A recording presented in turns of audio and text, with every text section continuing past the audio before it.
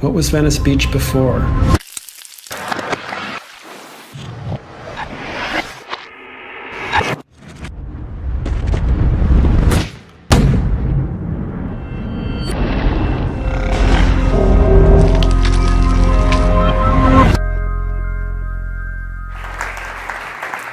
So I was raised by animals, specifically Jamie the dog, Charlotte the cat, and a whole gaggle of lab rats that my dad rescued from Columbia University where he worked. And I spent the first 2 years of my life in a small basement apartment in Harlem. And in addition to the animals, there were also people. There was my mom, my dad, their friends, and it was the mid-'60s, and my parents and their friends were really young, so they drank and they smoked and they screamed at each other and they listened to loud music and they cried and they yelled, while the animals just kind of sat there, calm and quiet. So I learned this lesson with these calm, wonderful animals, that animals are safe, quiet, and to be trusted. And with my parents and their friends screaming and yelling, that humans are loud and terrifying. And so when I was 2 years old, my dad died. And my mom packed me and Jamie the dog and Charlotte the cat and our gaggle of lab rats into her rusty old Plymouth, and we drove up to Connecticut, where she had grown up. And she rented a tiny little house by the train station in Darien, Connecticut. And our menagerie just expanded, and this tiny house became a zoo with more adopted dogs and rescued cats and lizards and more rats and mice and hamsters and gerbils and even some baby squirrels we found in the backyard.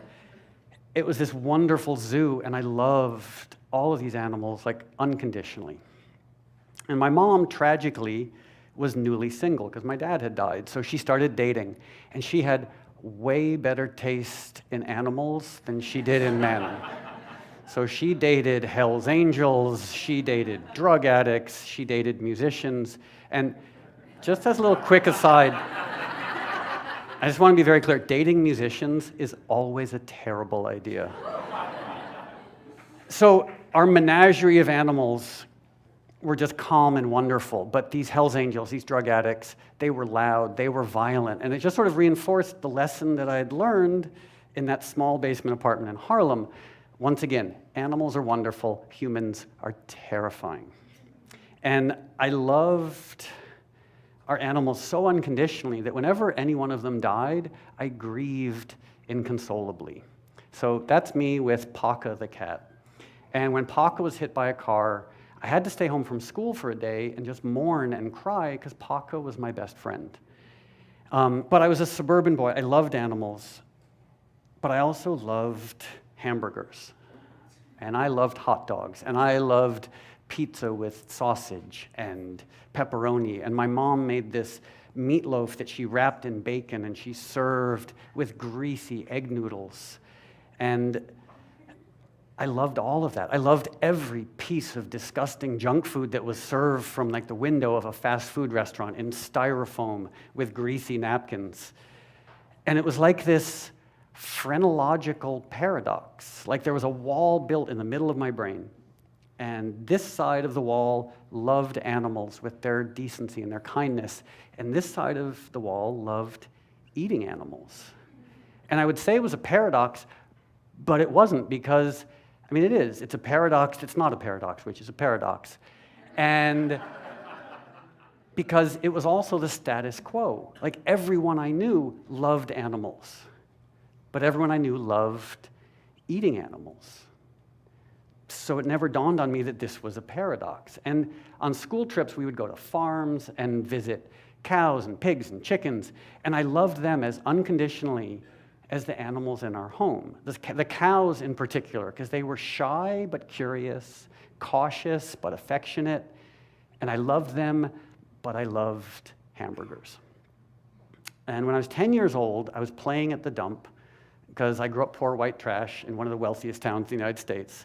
And I spent a lot of time playing at the dump because the dump was really interesting. There was all this weird, fascinating garbage that the rich people threw out. And there were rats and raccoons like fighting over scraps of food. And while I was at the dump, I heard this sound, the tiniest of sounds, just this little mew. And the dump was a loud place. There was I-95, the freeway was right there, and there were dump trucks going by. It was a cacophony. And over this cacophony, I heard it again, this tiniest mew. I felt like Horton in Horton Hears a Who. And I saw this cardboard box, water damaged, and I opened it up. And inside this cardboard box, there were 3 dead kittens. Tiny, like the size of my thumb. And there was one barely alive kitten, so young that his eyes were still closed. And I scooped him up, and I rushed home, and my mom and I then rushed him to our local vet, and our local vet knew us really well, because we had so many animals. And when the local vet saw this tiny, sick kitten, he shook his head dolefully, and he said, "Don't get too attached, because kittens this young don't live without their moms. They don't survive." So my mom and I took the kitten home. We named him Tucker. To this day, I don't know where that name came from. And we made him a soft little bed out of old T-shirts and rags. And at this point in my life, my grandmother was living with us. And my grandmother had the world's most misanthropic dachshund. And his name was George. And George hated everybody. He hated me, even though I loved him. Story of my life. He hated my mom. I think he even hated my grandmother, but he just sort of tolerated her because she fed him.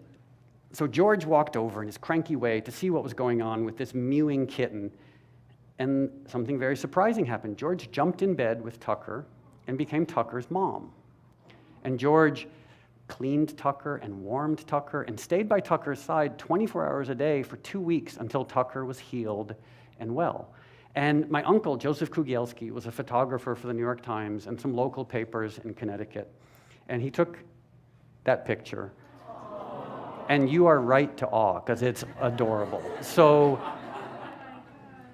And he ran this picture in some local papers. So for a day, Tucker and George were really famous in animal circles in southwestern Connecticut. It was my first vicarious brush with fame. And I loved Tucker. He was my best friend. He was like the little brother I'd never had. He used to meet me at the end of my driveway when I came home from school, and we played together, and we slept next to each other, and I loved him so much.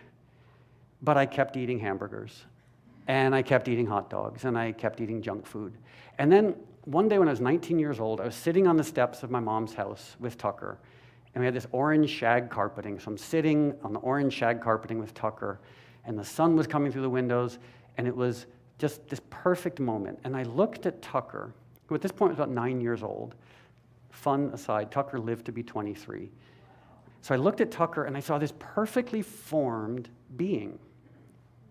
This individual with 2 eyes and a central nervous system. And all of a sudden, that phrenological wall in my head disappeared, and I extrapolated. And I realized that just as Tucker had 2 eyes and a central nervous system and a rich emotional life, I mean, he had personality, he was funny, he was idiosyncratic, and he had this deep desire to avoid pain and suffering, and to be alive and to be happy. And so suddenly I extrapolated, and I realized every creature with 2 eyes and a central nervous system was like Tucker. That just wanted to avoid pain and suffering and wanted to be happy. So in that moment, I left behind hamburgers, hot dogs, etc., and I became a vegan and an animal activist. And that was 35 years ago. So I've been a vegan animal activist ever since then. And it's the most important part of my life. Like, I love making music and doing other things, but animal activism, I was going to say Trump, but it surpasses the other things that I do. And honestly, being an animal activist can be really hard, because every year 100 billion, over 100 billion animals are killed by and for humans. That's billion with a B. So it's challenging, but on the other hand, being an animal activist is kind of easy, because all I have to do is remind people of what they already know and remind people of what they already feel. Because I assume everyone here, except for the sociopaths, has had that experience of like bonding with a cat or bonding with a dog and feeling that heart-expanding love. And of course, I mean, as I've been doing this for a long time, I've learned many things that have sort of reinforced my animal activism. The fact that animal agriculture is the second leading cause of climate change, that 75% of antibiotic resistance, the plague that awaits us all, is a result of animal agriculture, because the animals on factory farms are treated so badly and they're so sick, the only thing keeping them alive are megadoses of antibiotics. The role of animal agriculture in cancer, diabetes, heart disease, Alzheimer, obesity, the fact that 90% of rainforest deforestation is attributable to animal agriculture. 50% of ocean acidification comes from animal agriculture. So all these facts sort of strengthen and buttress my activism. But at the end of the day, what sustains me as an activist is love. The unconditional love I had for all the animals I grew up with, and the unconditional love I have for all animals. And I think that's the best part of who I am, that selflessness and love and patience and kindness. And I think it's the best part of who we are. You know, the part of humanity that wants to protect the innocent and defend the vulnerable. That's the best of humanity, not the part that puts animals in factory farms. And that epiphany, that realization, that moment I had with Tucker on the stairs in my mom's house stays with me. And that realization is sort of encoded into the core of who I am. Just the realization that every animal with two eyes and a central nervous system wants to avoid pain and suffering.